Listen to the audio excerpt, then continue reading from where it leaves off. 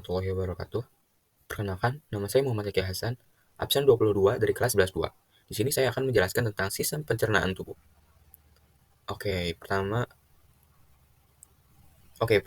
kita mari berdiskusi tentang sistem pencernaan.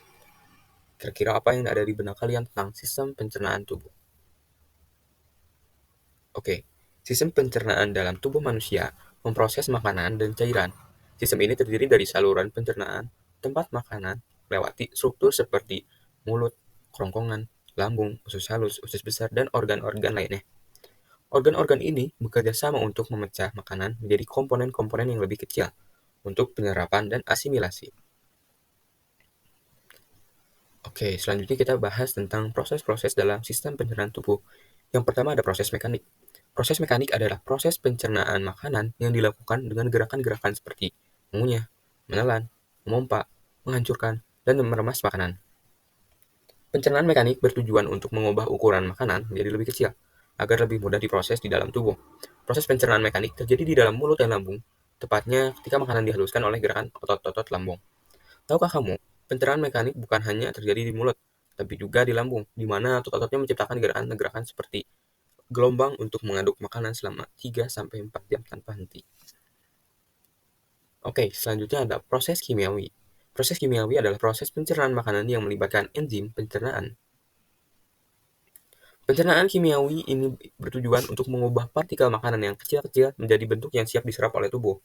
Proses pencernaan kimiawi terjadi di dalam kerongkongan, lambung, hati, pankreas, empedu, dan usus.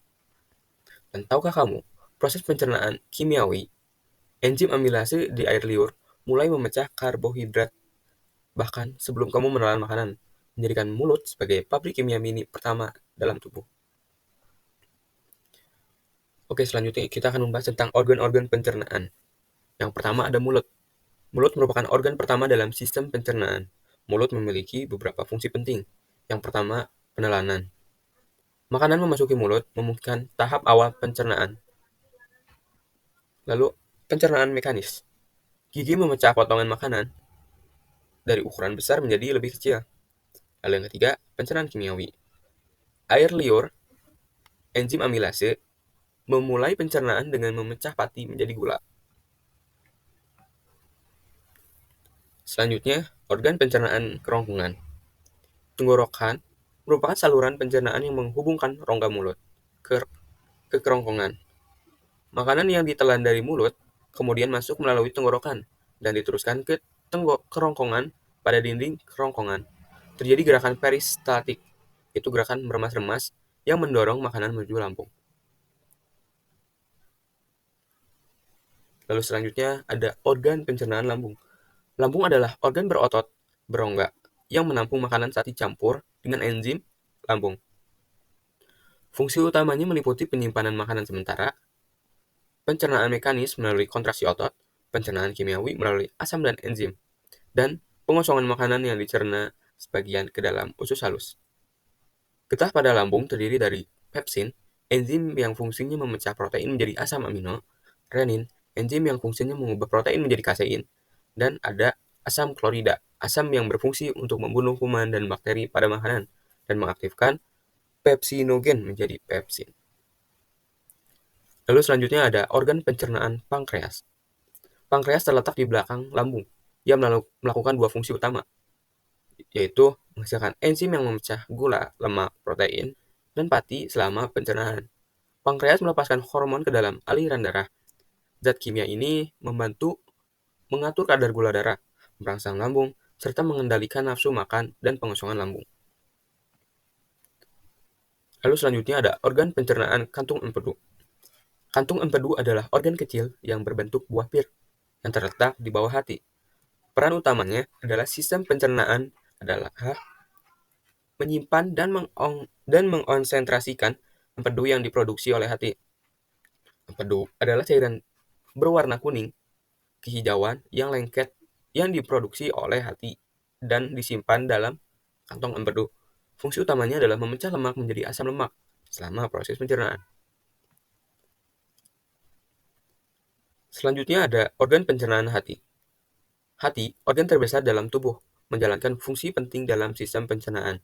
Hati terus-menerus memproduksi empedu yang membantu pencernaan lemak dan penyerapan nutrisi. Hati memproses racun dan membuangnya dari darah. Hati menciptakan zat-zat yang diperlukan untuk pembekuan darah setelah cedera.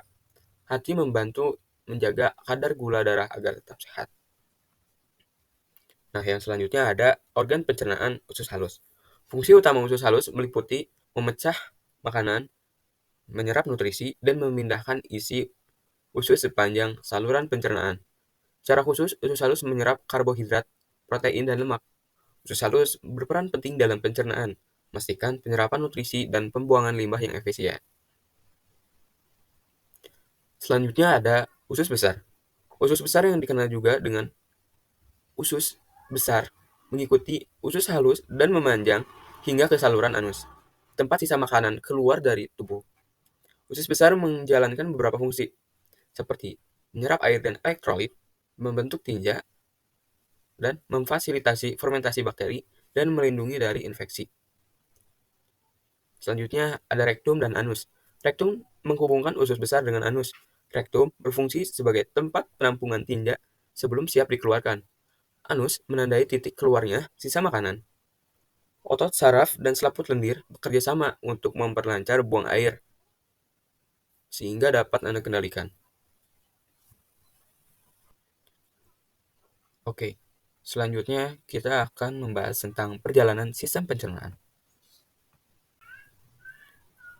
Yang pertama adalah mulut. Di mulut ada gigi, ada lidah, air liur.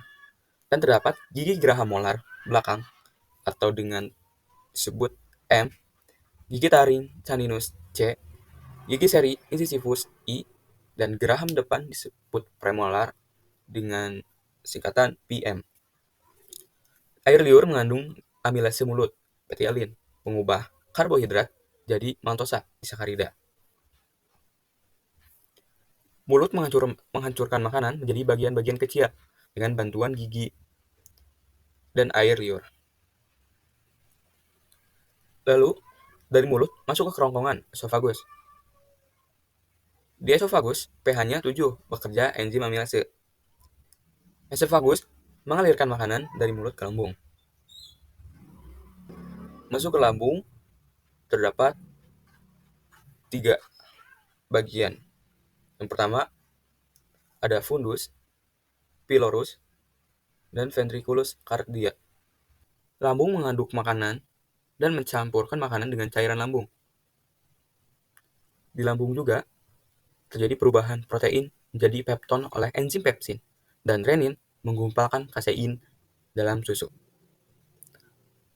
Dari lambung masuk usus halus. Usus halus mencerna dan menyerap protein, lemak, serta karbohidrat. Dari lambung masuk usus halus, duodenum, usus 12 jari, dan yeyunum, usus kosong, ileum, usus penyerapan. Duodenum mengandung enzim tripsinogen yang mengubah jadi disakaridase, maltase, laktase, dan sukrase. Lalu mundur lagi ke belakang ke bagian pankreas. Lipase pankreas mengubah lemak jadi asam lemak dan gliserol. Tripsinogen mengubah pepton menjadi asam amino. Nah, selesai pencernaan, karbohidrat jadi glukosa, fruktosa, galaktosa, dan protein jadi asam amino, lemak jadi asam lemak, dan gliserol, siap diserap oleh usus penyerapan yang tadi ada di ileum. Sisanya dibawa ke usus besar. Usus besar menyerap garam dan air dari makanan sehingga menghasilkan massa lunak yang dikenal sebagai tinja. Lalu, setelah dari usus besar, rektum bertindak sebagai lokasi penyimpanan sementara untuk menyimpan sisa makanan atau tinja. Sisa makanan dibusukkan oleh bakteri E. coli. Dan ketika siap menjadi feses, terjadi defekasi pada anus, saluran pembuangan kotoran dari tubuh. Oke, mungkin segitu saja penjelasan tentang sistem pencernaan tubuh. Terima kasih.